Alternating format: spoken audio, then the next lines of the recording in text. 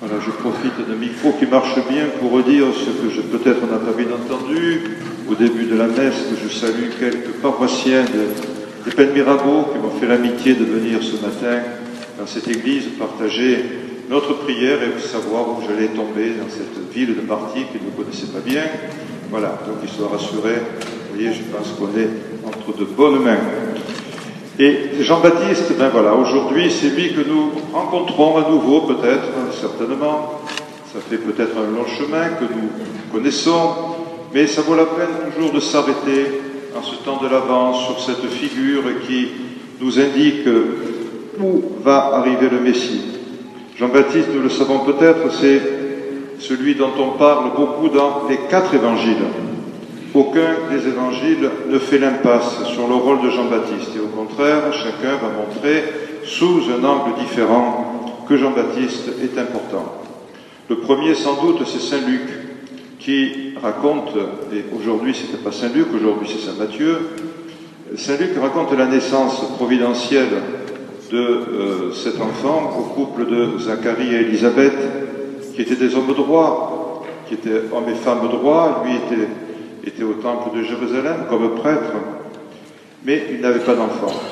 Et Saint Luc raconte très bien cette annonciation, cette annonce à Zacharie que dans son couple il va avoir un enfant. Et c'est une belle nouvelle, bien évidemment, quoi. Mais l'évangéliste Saint Matthieu, que nous écoutons pendant toute cette année, qui commence maintenant, année liturgique, fait totalement l'impasse sur la naissance providentielle de Jean.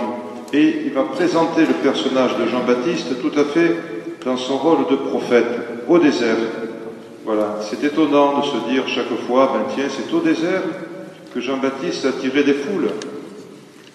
Alors, à quoi on reconnaît Jean-Baptiste? Ben, Saint Matthieu nous le dit dans son texte, il portait un vêtement de prophète, quoi, poil de chameau, et puis il mangeait de nourriture tout à fait du désert, quoi. Il mangeait ce qu'il trouvait.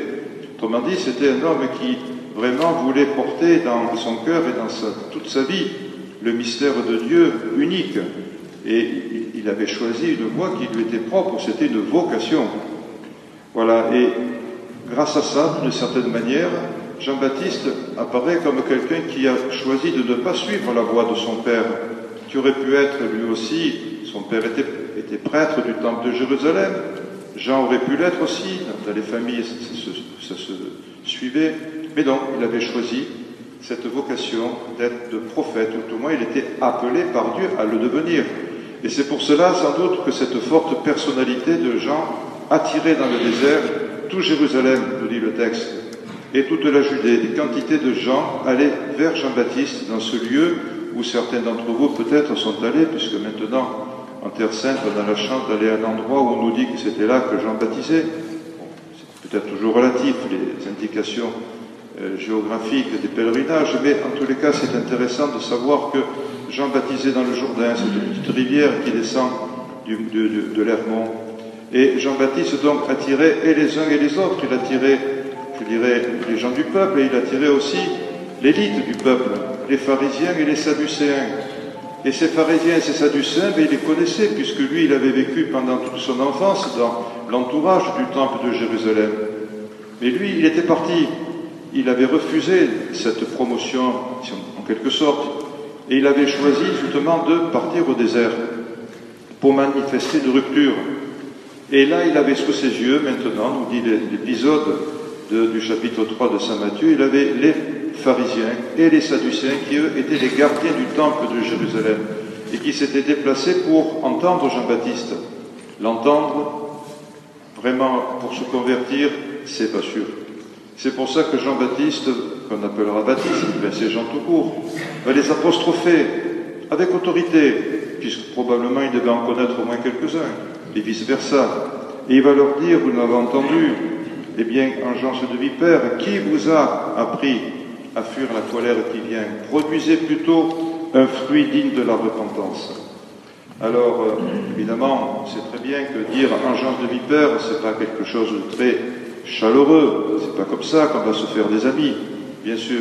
Mais est-ce qu'il faut voir dans cette manière de parler quelque chose qui est méchant Est-ce que Jean veut provoquer pour manifester en quelque sorte un coup de gueule? Moi, je ne crois pas. Je pense qu'il emploie des mots très forts pour faire réagir les gens, mais en même temps, ce que je remarque, et vous aussi sans doute, c'est qu'il ne refuse pas de leur donner eux aussi le baptême, comme à quantité d'autres personnes qui sont venues pour l'écouter. C'est une attitude, je dirais, de miséricorde. Et en quelque sorte, Jean anticipe un peu ce que Jésus fera plus tard vis-à-vis des pharisiens et vis-à-vis des sadducéens. Oui, ils vont repartir avec le baptême. Qu'en feront-ils? C'est le mystère, comme c'est nous-mêmes, notre propre baptême, qu'en faisons-nous? Passons par des épisodes sans doute de ferveur, et puis des épisodes de déprime. Voilà, mais nous savons que notre vie ne peut pas être faite, c'est pas un long fleuve tranquille. Et entendre la parole de Jean, c'est entendre la parole des prophètes d'Israël. Et tous les prophètes ont eu un rôle très important dans l'histoire d'Israël.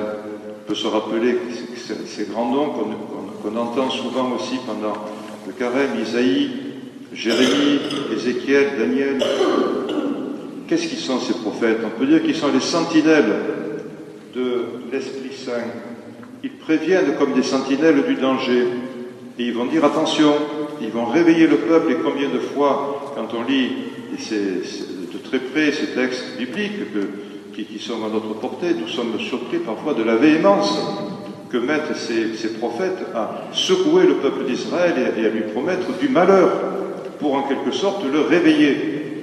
Alors nous savons que ces empêcheurs de dormir en rond ne sont pas que des gens qui font peur, mais c'est des gens aussi qui accompagnent. En particulier, le prophète Ézéchiel accompagnera les déportés plus tard vers Babylone, et il va au contraire les aider à garder l'espérance. Et chaque fois, les prophètes seront, et surtout après leur mort, ils seront relus, ils seront réétudiés, parce que les disciples ont eu la bonne idée de retenir leur enseignement. Et pourtant, la plupart de ces prophètes n'ont pas été très heureux dans la vie. La plupart ont perdu la vie, parce qu'on leur a coupé la vie, quoi. Ils n'ont pas eu la vie sauve. Et Jean-Baptiste fait partie de ces prophètes. Oui, c'est un exode spirituel que nous sommes invités, comme Jean-Baptiste invite les siens, pour que nous puissions accueillir le message que Dieu veut nous apporter.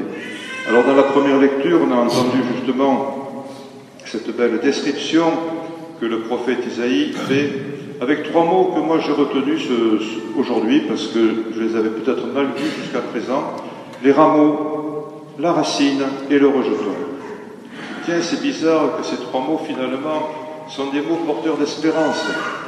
Le rameau, il est fait pour pousser, il est fait pour devenir une branche, pour porter du fruit, pour porter peut-être des fleurs. Voilà. La racine, elle est faite pour s'enraciner, pour s'approfondir, mais pas à son bénéfice, au bénéfice de l'arbre qu'elle va nourrir. Et le rejeton, il est fait pour grandir. Tout enfant, nous le savons, est appelé à grandir, et nous sommes heureux de voir grandir les enfants. Voilà. Donc, le prophète Isaïe va décrire des relations apaisées pour montrer que le règne de Dieu ira jusque dans ces relations habituelles qui sont souvent conflictuelles entre les animaux déjà. Et il va dire, le loup et l'agneau vont cohabiter dans le respect mutuel. Le veau et le lionceau se partageront leur nourriture. Et même la vipère, c'est pas très considéré de s'approcher des vipères, elle sera bienveillante. L'enfant fragile n'aura plus à craindre les animaux sauvages, et il vivra en harmonie avec eux. Donc le lien avec l'enfant de la crèche, bien sûr, se fait naturellement. Cet enfant attendu depuis longtemps. Le rameau de la souche de Jessé s'inscrit dans la généalogie de l'Alliance. Et désormais, son destin va se mettre en route, mais ça prendra du temps, beaucoup de temps. Une attente aussi longue qu'intensive peut faire rêver d'un enfant roi, mais ce ne sera pas une royauté de ce monde. Et pour nous qui préparons Noël, avec le désir de vivre dans nos familles, de vivre avec nos amis, un épisode heureux, nous le faisons aussi de telle sorte que ce ne soit pas qu'une simple parenthèse, le temps de Noël, si beau soit-il pour la plupart des gens, tout en sachant que certains peut-être peuvent le vivre difficilement parce qu'ils n'ont personne.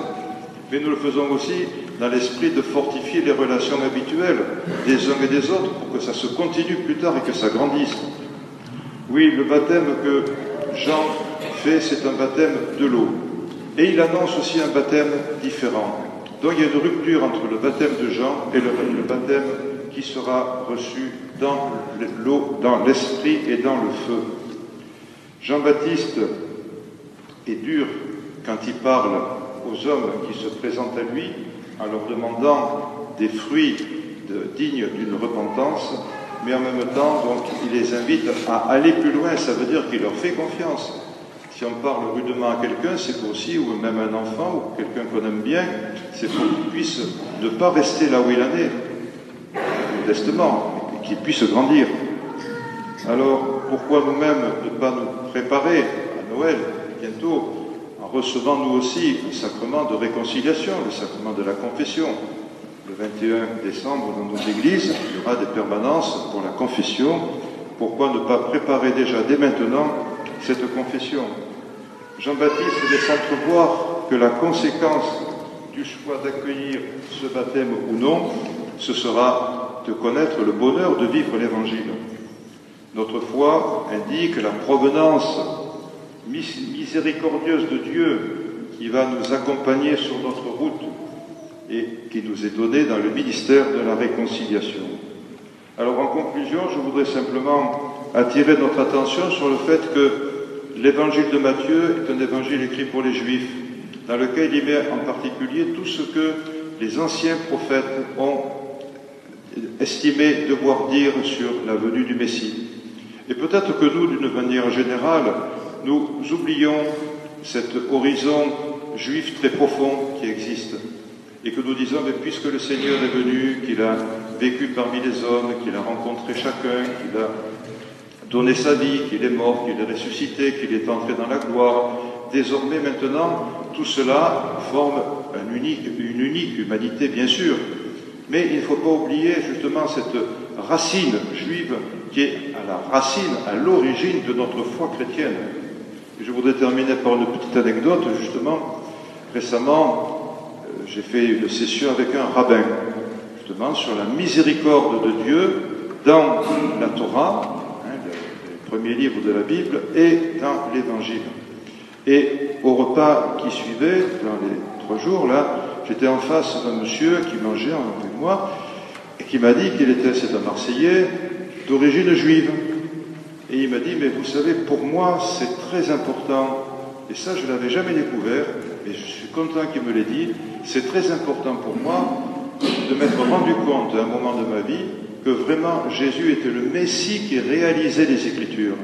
Autrement dit, qui était porteur de toute la promesse que Dieu a faite à Israël. Et que désormais, c'était quelque chose qui était accompli.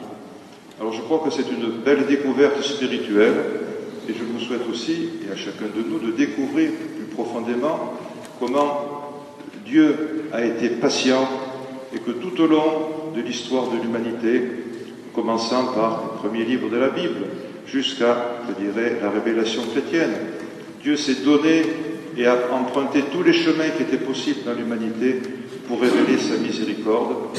Que Jean-Baptiste soit aujourd'hui pour nous vraiment l'ami qui nous mène vers le Christ.